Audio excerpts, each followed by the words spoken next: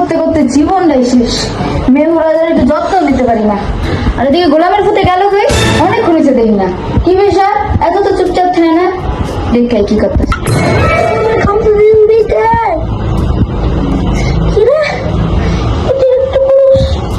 কিরে কিরে গোলামের ফুট, তুই এগুলো কি করতেছিস? মেহুরেলে আমার মেয়ে পুরেলে আহাগো গো আহাগো, তোরে কইছিলাম এনে করতে। তোরা সে খরচ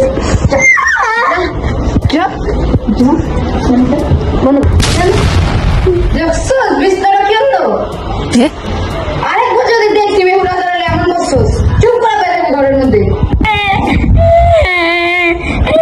দেখছ কি কাঁদতেছে, একদম চুপ।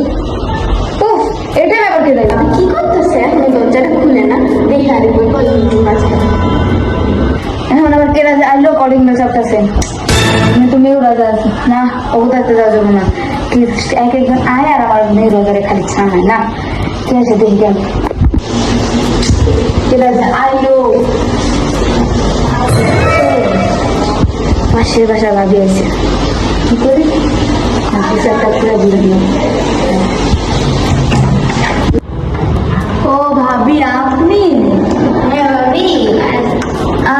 এখন আসছেন যে, মানে এখন তো আমরা একটু বেরোতে চাইতেছিলাম।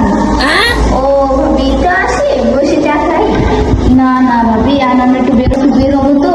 আপনি কালকে আসছেন? হ্যাঁ কালকে? হ্যাঁ কালকে। আপনার কি এখনই বের হবে? হ্যাঁ এখন বেরোবো।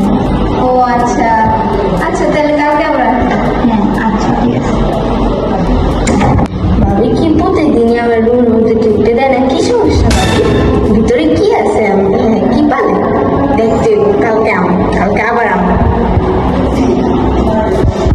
এ মেহু বাবু, বাবু ও রে কি কি তোমাকে সব কষ্ট দেয়? আহ গো, তোমার একটু ভালো করে দেখতেও পারি না আমি গো। তোমার ভাইটা একটু পচা, তোমার ভাই অনেক দুষ্টুমি করে গো।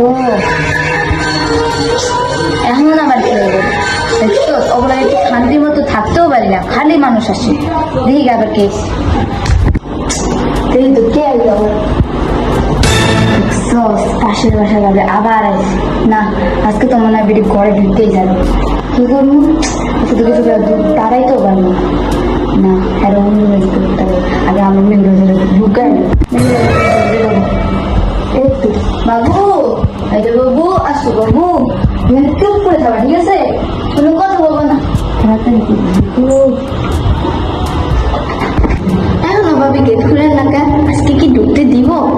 না ঢুকতে দিব, তারপর জোর করে ঢুকবো। কি আছে আমি ঘরে? আরে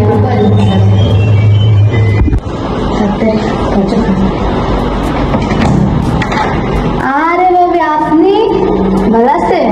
জি ভাবি। জি ভাবি, আপনি কেমন আছেন? এই তো ভাবি আলহামদুলিল্লাহ ভালো আছি। আসেন ভিতরে আসেন, আসেন আসেন ভিতরে আসেন। বলছিলাম না আজকে ভিতরে এলো। না না না, গরমে যাবো। আচ্ছা বসুন বসুন। ভাবি এই রুমে একটু গরম, ওই রুমে চলেন, এই রুমে বেশি রোদ পড়ে। আরে ভাবি ওই রুমে ঘুমাইতেছে তো, এখন যাওয়া যাবে না। এই রুমে বসেন, এই রুমে বসেন। না না, ওই রুমে চলেন, এই রুমে বেশি আরে গরম। সমস্যা নেই, একটু পথ দেখবেন রুমটা একদম পুরো ঠান্ডা বাতাসের মতো হয়ে গেছে, দেখবেন কোনো মানে সমস্যা হবে না দেখবেন। আচ্ছা বল, এই কথা বাদ দেন, এসব কথা বাদ। এখন বলে আপনার অবস্থা কেমন? আমার অবস্থা একটু ভালো, কিন্তু আমি একটু বেশি। আচ্ছা ভাবি, আপনার যখন এত গরম লাগতেছে তাহলে আপনি একটু বসেন, আপনার জন্য আমি শরবত বানিয়ে নিয়ে আসতেছি, দেখবেন একদম ঠান্ডা হয়ে যাবে। চিনিটা কই গেল? আচ্ছা শরবত তো বানাইতে না, যদি বেরিয়ে ওদিকে জায়গা লুকায় লুকায়। চিন্তা করো কি যে করতেছে, কি জানি। তাতে শরবতটা বানাইলে যে গেল শরবত বানাইতে। ওই রুমে কি আছে? যাই যাই দেখি, লুকাই লুকাই।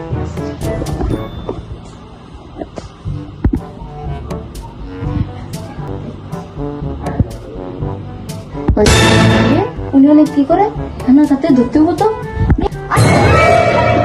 বল আমাকে রুম বসে কথা, রুমে যায় না, অনেক ওষুধ দিছে তো আপনি যাবেন। ঠিকই আছে আরে না ভাবি, সবই তো ঠিকই আছে। আরে ভাই আপনি বুঝতেছেন না, সব ঠিক নেই, আপনি বসেন।